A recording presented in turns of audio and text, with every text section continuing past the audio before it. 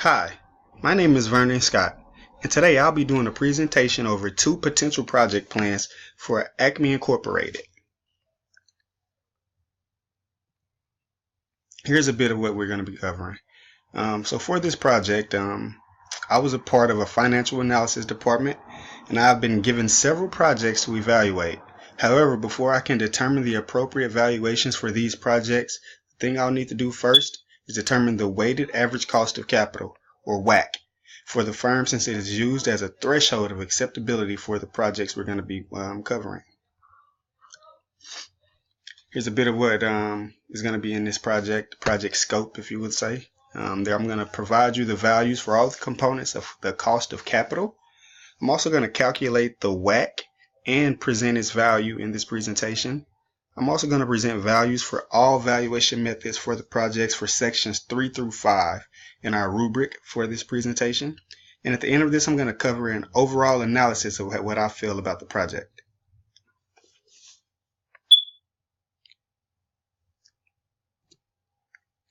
So first, as I said, I'm going to cover the cost of capital for all components of the project.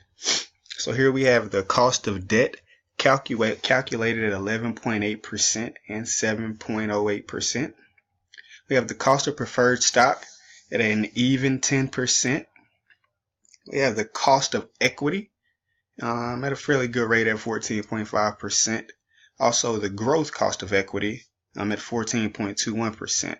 Now you average that out and you get 14.37. Now, as far as the market weight of debt, there's 35.83%. And this just leads all the way down into the WACC, which we have calculated as 11.49%. Again, here's the calculation for the WACC. And what we did to calculate the WACC for this particular project is we took the percent of total common stock and multiplied it by the cost of common equity. We added that to the percent of total preferred stock that was at that time multiplied by the cost of preferred stock. And we also took the total bonds multiplied by the cost of debt, multiplied by 1 less the tax rate that we have here, which we have the tax rate at 40% for this project. And that's how we came up with the WACC of 11.49%. Very difficult thing to calculate. Without our professor, I don't believe I would have been able to calculate that for this presentation. So thank you, sir. For this project, I was given two potential avenues that what Acme could be taking in order to better its business. I was given projects H and project K. For my valuation methods, I covered project H. As you see here, the price at $100, a variable cost of $45.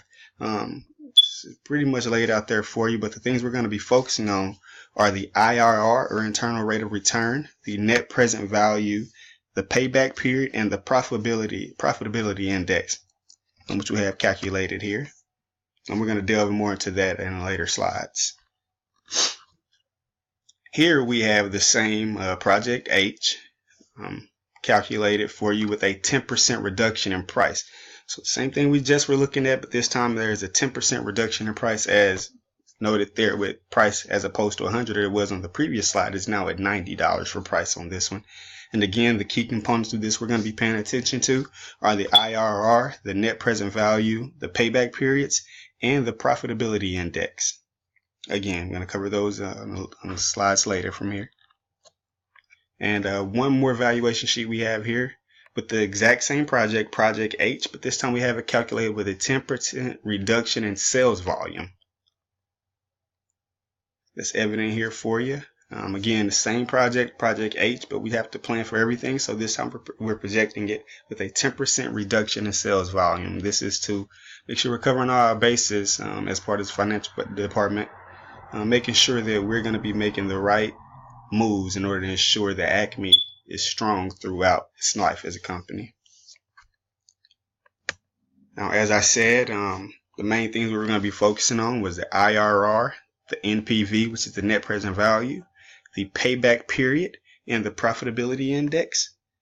Here, as in just the original scenario, we have it here as the IRR and just to break it down for you here, the two sides we have in the blue, we have Project H, which is what we have the full valuation sheets on that we just previously viewed. In the orange, we have Project K, which was not presented in the full valuation models, but we have the most important parts, which I told you were down there at the bottom: the IRR, the internal rate of return, the net present value, which is NPV, the payback period, and the profitability index. We have that calculated here for you for projects H and Project K.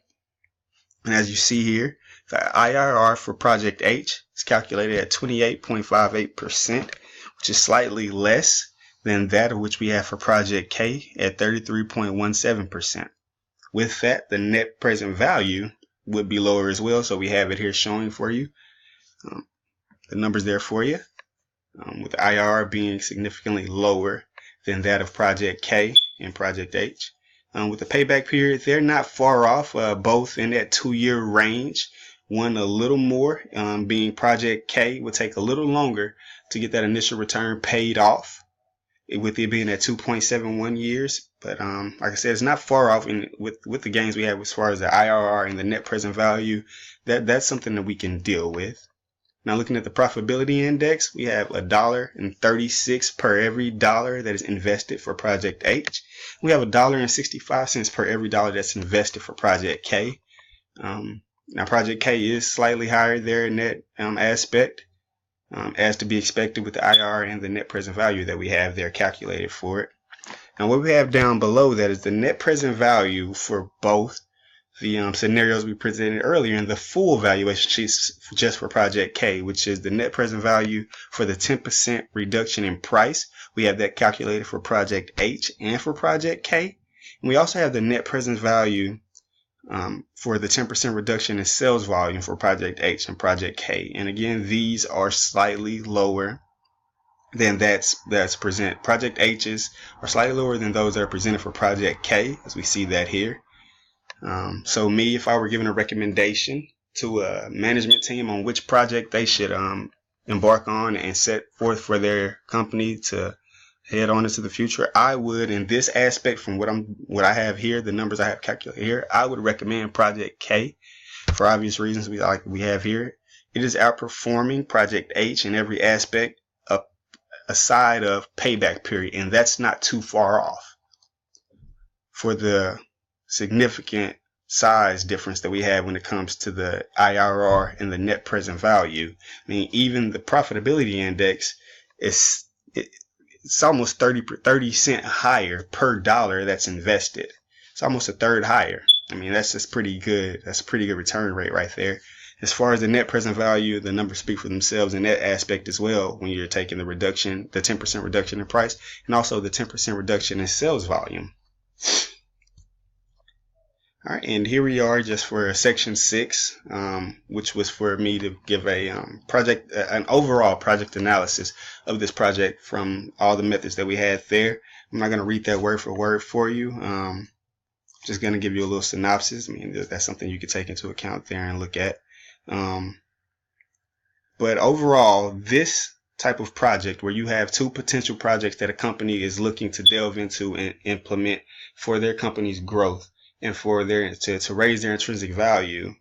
Overall, this type of project is something that managers and management teams and financial managers, accountants, CEOs, CFOs, those that are in charge of making the tough decisions, this is the type of project that could help them make more informed decisions in regards to developing the projects that will ultimately be the driving force for their organization going forward.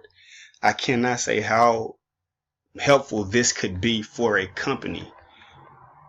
I mean, it's hard to put into words just from what I've seen here. And going into this project, I had no idea the way you can calculate and put things on paper that can show you what your company could be looking at. It's also very important to show the pro forma showing the possible 10% reduction in price, the possible 10% reduction in sales volume, just to give yourself a picture of what could happen if these things slip or if they were to fall slightly below what we're wanting.